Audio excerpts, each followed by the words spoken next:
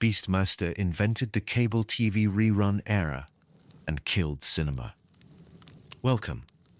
Before we talk about sword-wielding heroes, telepathic ferrets, or how one mediocre fantasy movie accidentally destroyed the theatrical business model, we need to talk about the most important box office flop in Hollywood history.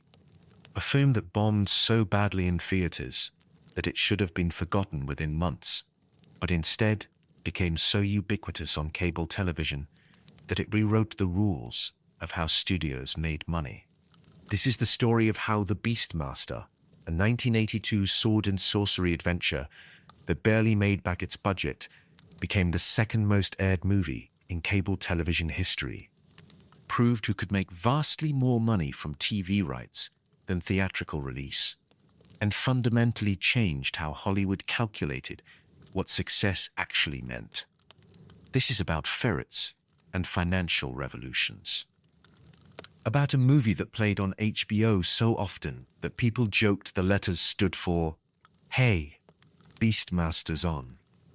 About how one film's failure in theaters and triumph on television created the direct-to-video sequel model, the cable rerun era, and ultimately helped kill the primacy of cinema itself.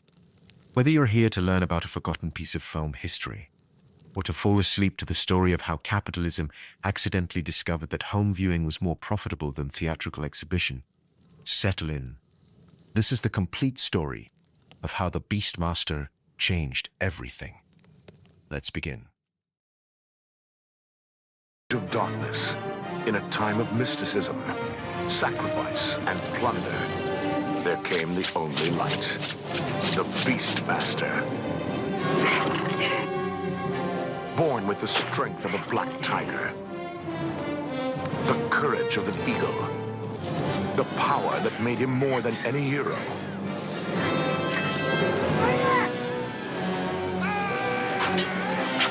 More than any lover. He was lord and master over all beasts. He was the Beastmaster.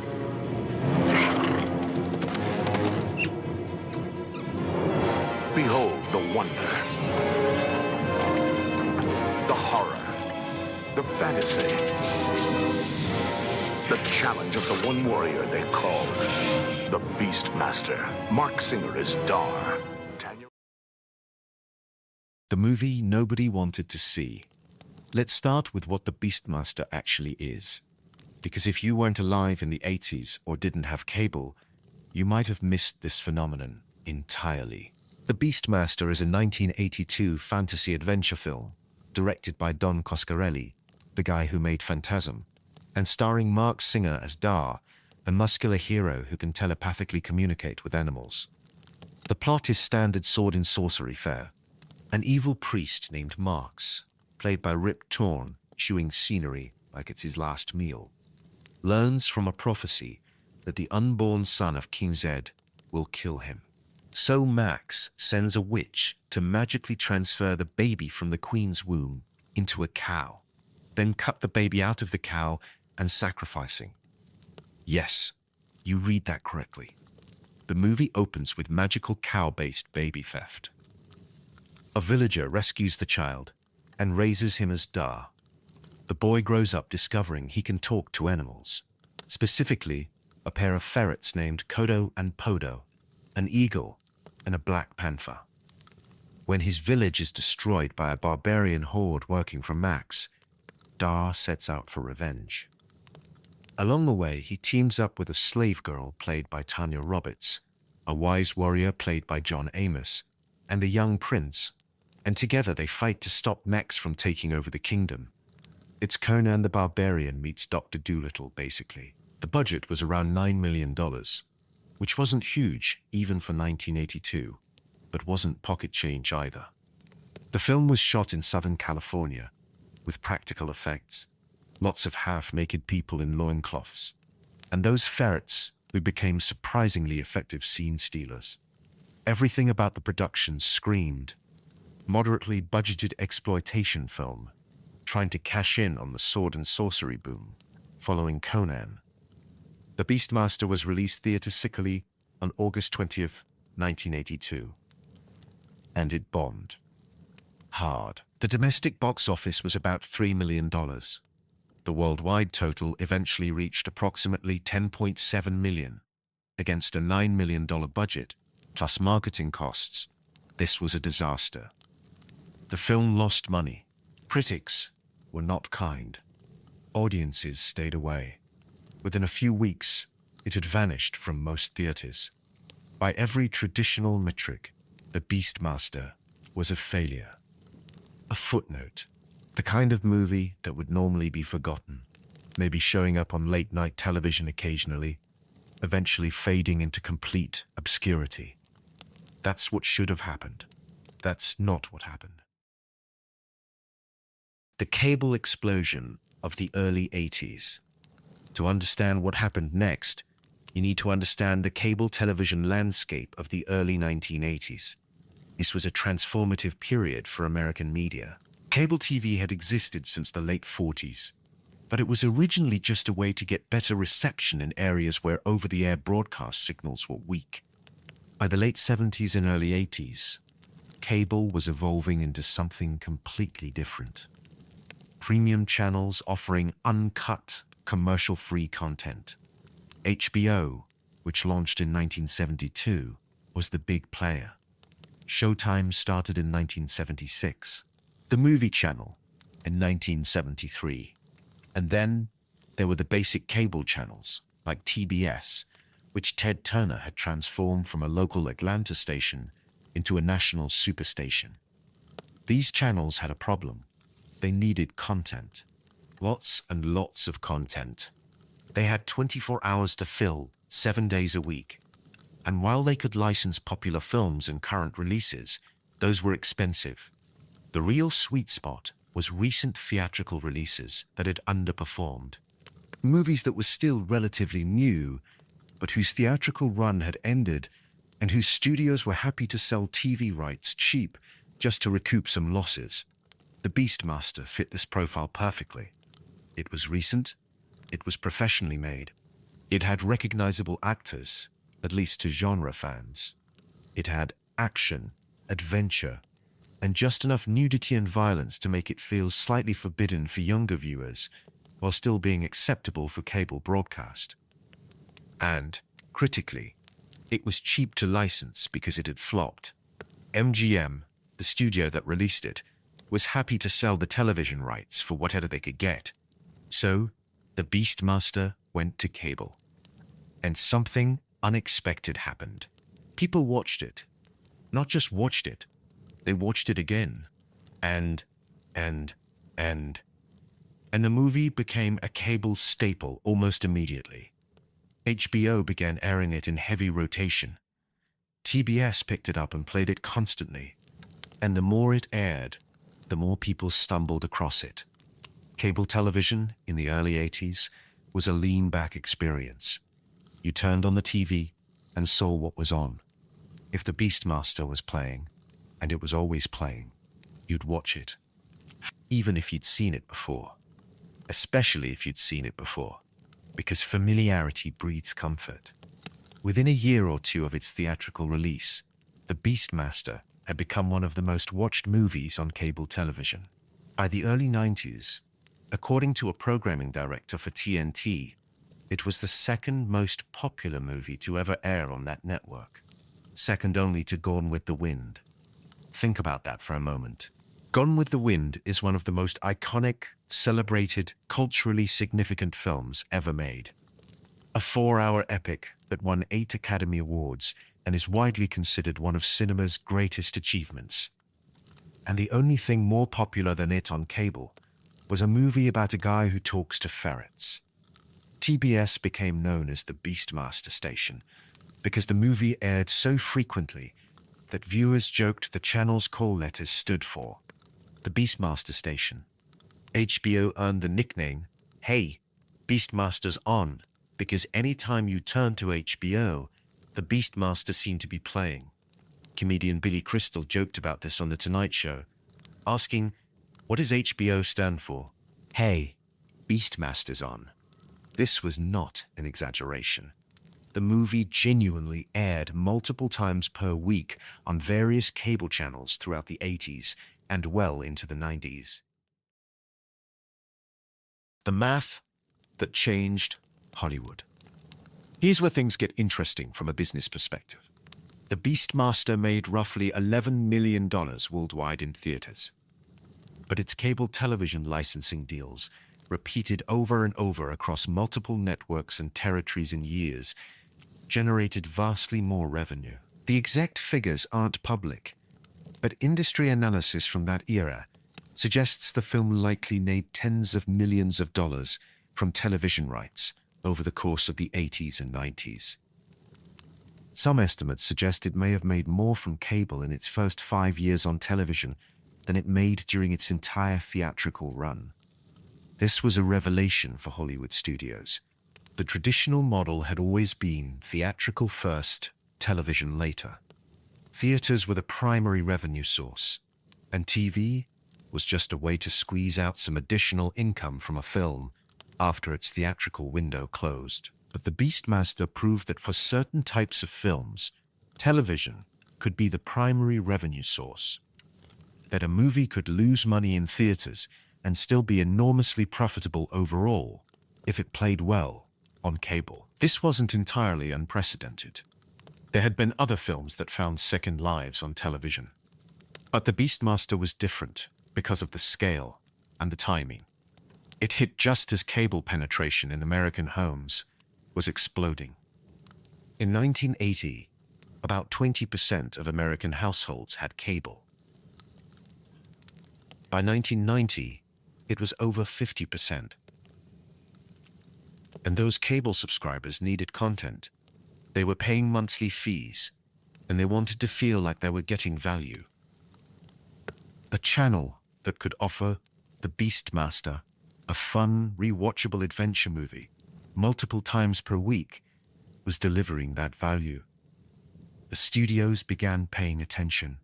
If the Beastmaster could be this successful on cable despite flopping theatrically, what did that mean for how they should be producing and distributing films?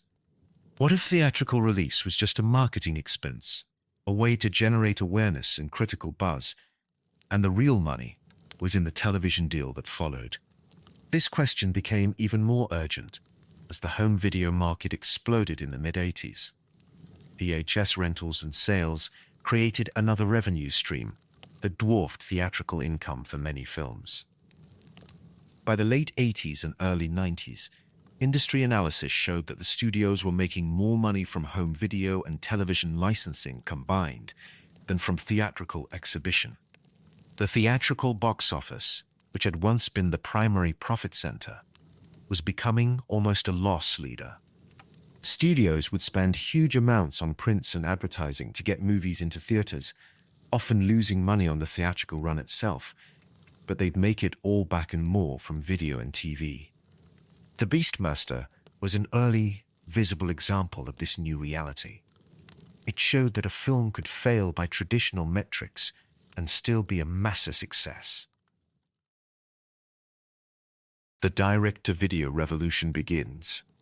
The success of the Beastmaster on cable led directly to one of the most significant shifts in 80s and 90s film production, the direct-to-video sequel model.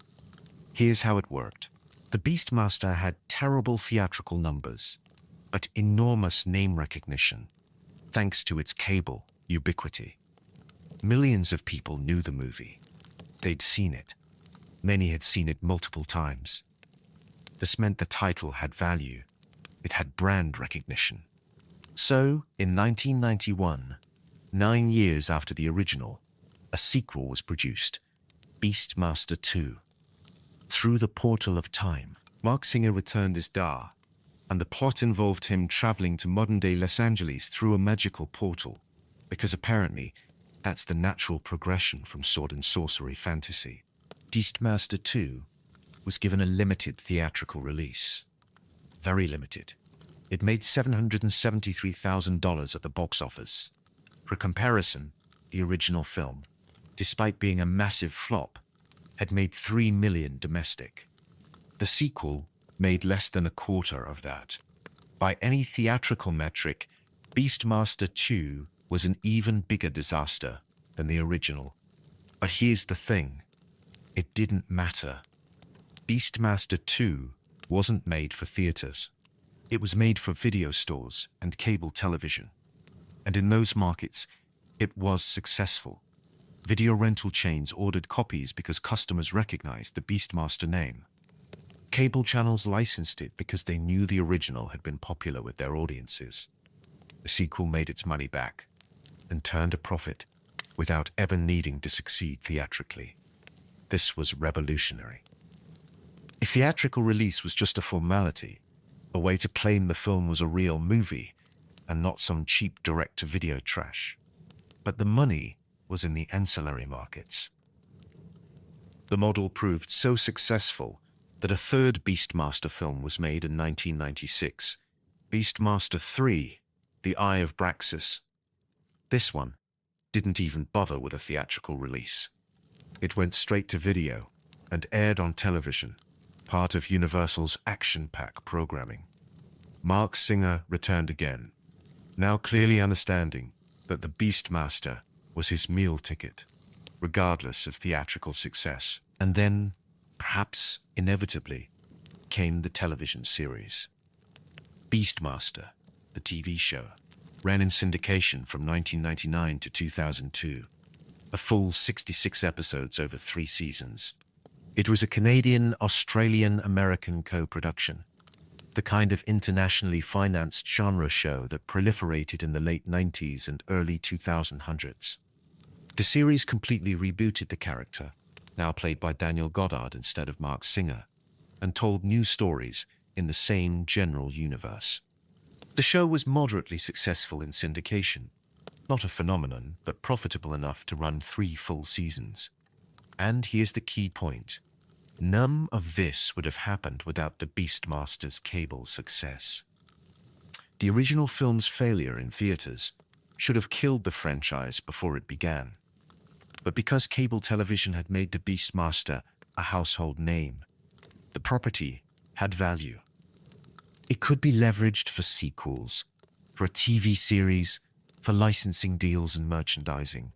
The theatrical failure didn't matter because television had created success. This became the template for countless other franchises. Direct-to-video sequels to theatrical films became a massive industry in the 90s. Disney pioneered this with their animated sequels, The Return of Jafar and Aladdin and the King of Thieves, making hundreds of millions on video, despite never seeing theaters. Universal did it with their American Pie and Bring It On franchises, churning out sequel after sequel that went straight to video. The model was everywhere. How success was redefined. The Beastmaster's cable triumph forced Hollywood to redefine what success meant. For decades, success had been measured by theatrical box office. A hit was a film that made a lot of money in theaters. A flop was a film that didn't. Simple. But by the early 90s, this metric was becoming increasingly irrelevant. Studio executives began talking about total revenue and lifetime value, instead of just theatrical grosses. A film that made $200 million at the box office, but didn't sell well on video or get good television licensing deals, might actually be less profitable than a film that made $50 million theatrically, but became a video and cable staple. The math was changing, and the Beastmaster was the most visible example of this change. Industry analysis from the early 2000s showed that the major studios were generating less than 20% of their total revenue from theatrical exhibition. More than 80% was coming from home video, television licensing, and other ancillary markets. This was a complete inversion of the traditional model. The theatrical release was now primarily a marketing tool, a way to generate awareness and critical buzz that would drive sales in the markets that actually mattered. This had profound effects on what kinds of films got made and how they were made.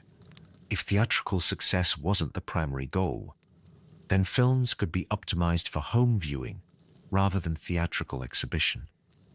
They could be smaller, more intimate, less dependent on spectacle. Or, conversely, they could be designed specifically to appeal to the cable and video markets, with content that wouldn't work theatrically, but would attract channel surfers and video renters. The Beastmaster embodied this perfectly.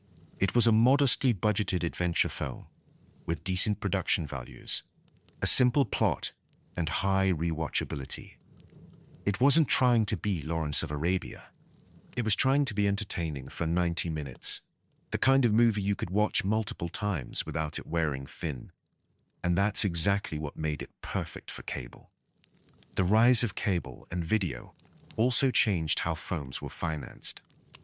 Studios could now pre-sell television and video rights before a film was even made, guaranteeing a certain level of revenue regardless of theatrical performance. This made it possible to finance films that might not have strong theatrical prospects, but would likely do well on cable. The Beastmaster's success provided the data that made these calculations possible. It showed that cable could deliver huge audiences for the right kind of content. The death of theatrical primacy. Now we come to the uncomfortable part. The Beastmaster helped kill cinema. Not literally, obviously. Movie theaters still exist. But the Beastmaster, along with films like it, helped destroy the primacy of theatrical exhibition as the main way people experienced movies. By proving that television could be more profitable than theaters, it accelerated Hollywood's shift away from prioritizing the theatrical experience. Why spend huge amounts on prints and advertising for a theatrical release when you could make a modestly budgeted film, give it a token theatrical run, and make your real money on cable and video? This question led to a flood of cheaply produced genre films in the late 80s and 90s, films that existed primarily to fill video store shelves and cable programming blocks. Films that had no real theatrical ambitions because the theatrical market was secondary.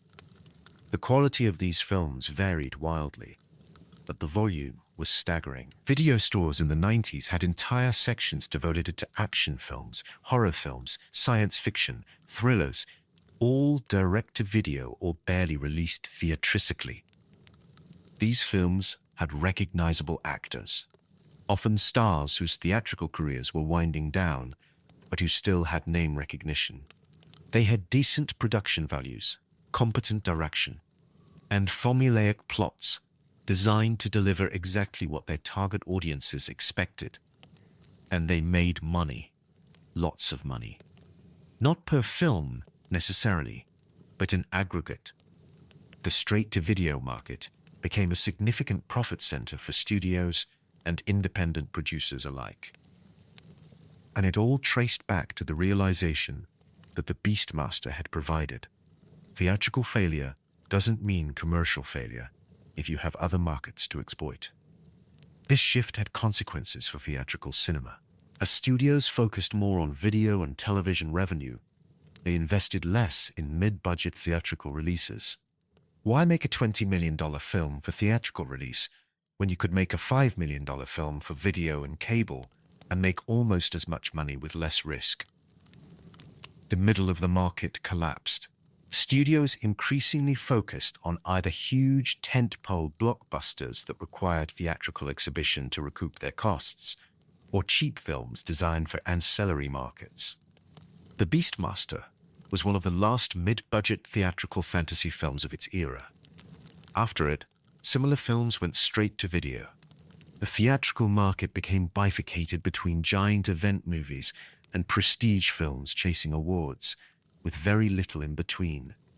The rise of streaming in the 2010s and 2020s is just the latest evolution of the trend the Beastmaster helped start. Now films don't even need a token theatrical release to have value.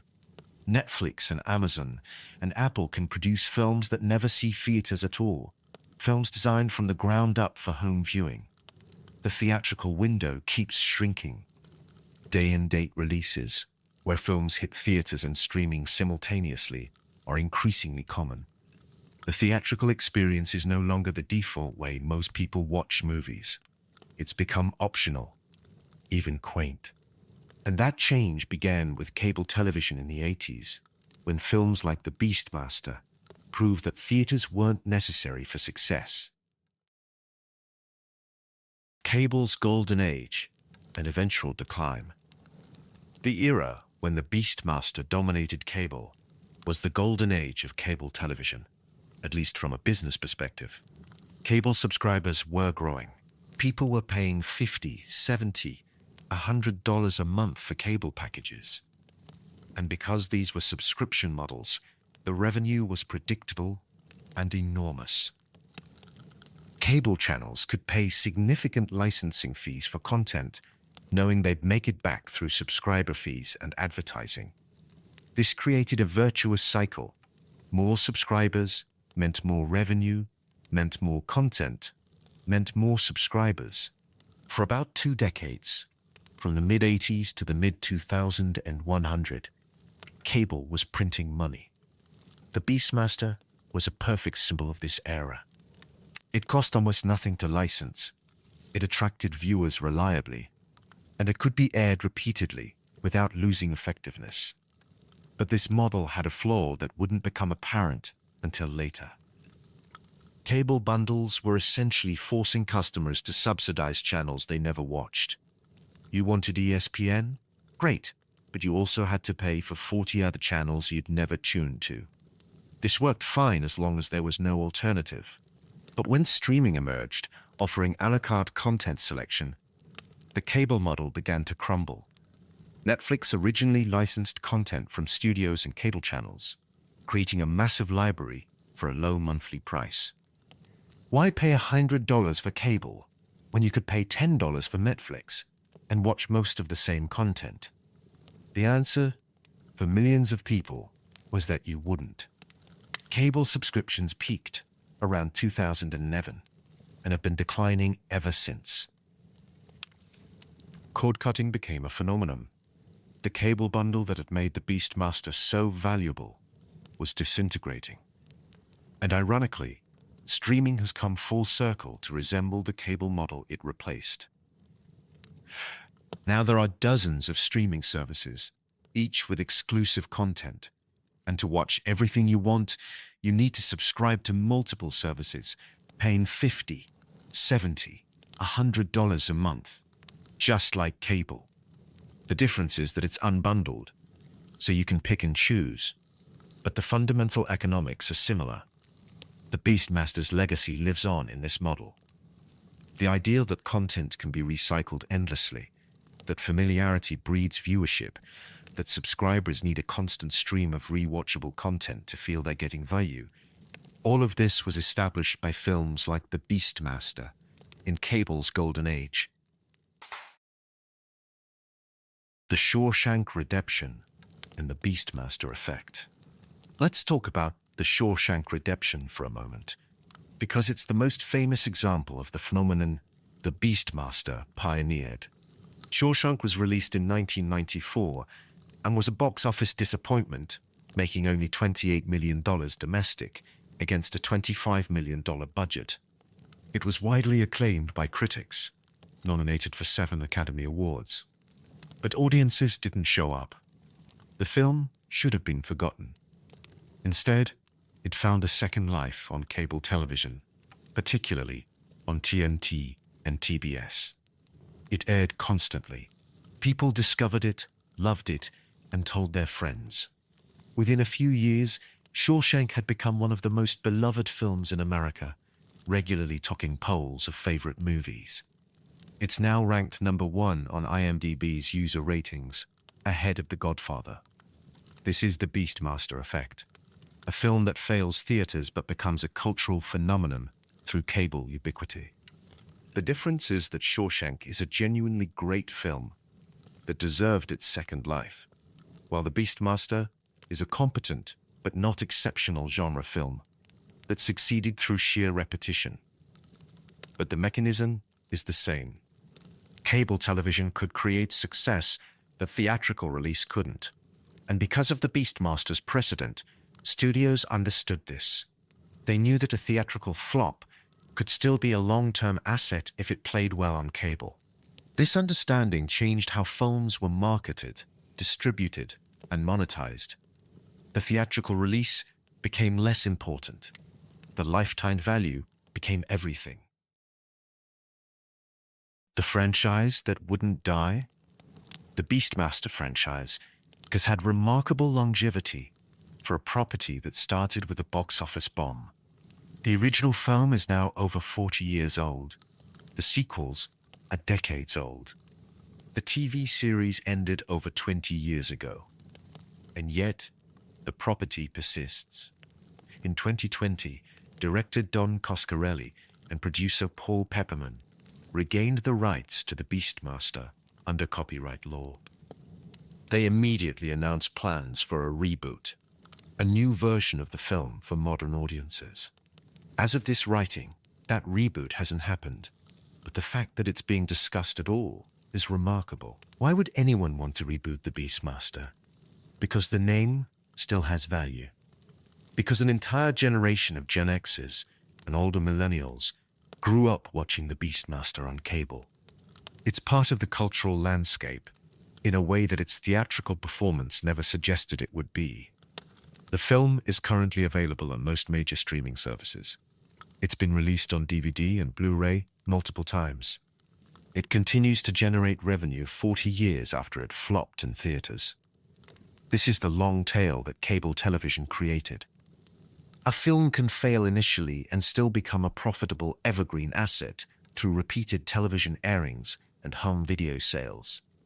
The Beastmaster is the proof of concept for this model. And because it worked for the Beastmaster, studios have applied the same logic to countless other films. How many direct-to-video sequels exist because the original film had cable value? How many franchises have been extended because streaming and cable created demand that theatrical release couldn't? The number is staggering. What it all means. So what does the Beastmaster story tell us about Hollywood, about media consumption, about how we value entertainment? First, it tells us that theatrical success and commercial success are not the same thing. The Beastmaster was a theatrical failure, but a massive commercial success. This distinction is crucial because it undermines the entire premise of the box office as a metric of success. We still report box office numbers as if they're the ultimate measure of a film's worth, but they're not. They're just one revenue stream among many, and often not the most important one. Second, it tells us that repetition and familiarity are powerful drivers of viewership. The Beastmaster wasn't beloved because it was a masterpiece. It was beloved because people had seen it so many times that it became comfortable, familiar, a known quantity. This is why nostalgia is such a powerful force in entertainment. We return to things we know, and repeated exposure creates emotional connections that quality alone can't match. Third, it tells us that the business model matters more than the art. The Beastmaster changed Hollywood, not because it was a great film, but because it demonstrated a more profitable way to distribute content. The artistic merit was secondary to the commercial lesson it provided. This is a cynical conclusion, but it's true. Studios care about art insofar as it generates revenue.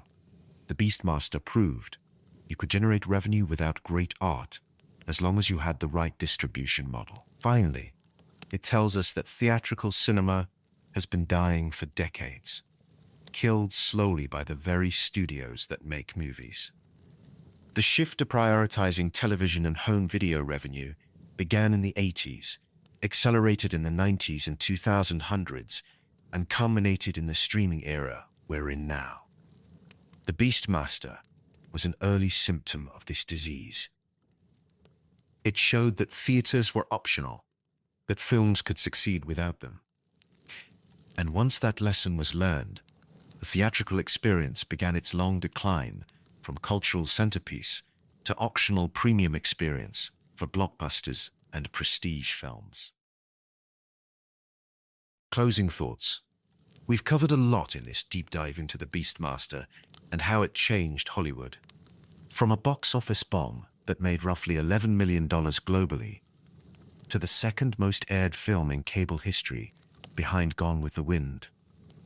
From a forgotten fantasy film to a cultural touchstone that spawned sequels and the television series. From a simple story about a guy who talks to ferrets to a case study in how ancillary markets can matter more than theatrical release. The Beastmaster didn't set out to revolutionize anything. It was just a cheaply made exploitation film, trying to cash in on the sword and sorcery boom. But through a combination of timing, cable's explosive gruff, and the film's inherent rewatchability, it became something much more significant. It became proof that the old model was dead, that theatrical primacy was ending, that television and home video were the future. Hollywood learned this lesson well, perhaps too well. The industry's pivot away from prioritizing theatrical exhibition has had consequences we're still grappling with. The death of the mid-budget theatrical release, the collapse of cable, and the fragmentation into streaming services. The decline of moviegoing as a cultural habit. All of these can be traced back, at least in part, to the realization that films could make more money on television than in theaters. And that realization came from watching The Beastmaster play on HBO and TBS several times a day for years on end. So the next time you're scrolling through a streaming service and you see a direct-to-video sequel, or a film that barely played in theaters before hitting digital, or a franchise that persists despite never being particularly successful theatrically, remember The Beastmaster. Remember the film that proved theatrical failure could be commercial success. Remember the movie that played so often on cable that it became a cultural phenomenon, despite being, objectively, just okay. Remember how one man and his telepathic ferrets accidentally helped destroy cinema as we knew it. Thank you for listening to this deep dive into the Beastmaster and its unlikely legacy. Whether this gave you insight into how Hollywood's business model fundamentally changed, or helped you drift off to sleep learning about ferrets and financial revolutions, I hope it served its purpose. The Beastmaster is still out there, still available to stream, still waiting to be discovered by new generations who have no idea they're watching a piece of media history. Rest well, or watch well. Whichever you need, this has been the story of how the Beastmaster invented the cable rerun era and helped kill cinema.